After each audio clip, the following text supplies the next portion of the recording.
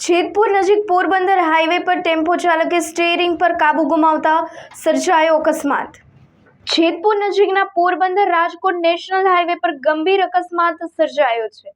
એક ટેમ્પો ચાલકે સ્ટીયરિંગ પરનો કાબુ ગુમાવતા પ્રથમ ફૂટપાથ પર ચડી ગયો અને બાદમાં પલટી મારી હતી।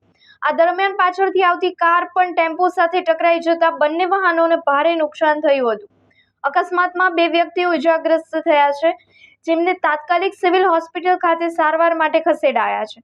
ઘટનાની જાણ થતાં જ ઉદ્યોગનગર પોલીસ મથકનો સ્ટાફ સ્થળ પર પહોંચી જરૂરી કાર્યવાહી શરૂ કરી છે અને અકસ્માતના કારણોની તપાસ હાથ ધરી છે। મોટાભાગે અકસ્માત વાહન ચાલકની બેદરકારી અને ઝડપના કારણે થયો હોવાનું અનુમાન વ્યક્ત કરવામાં આવી રહ્યું છે।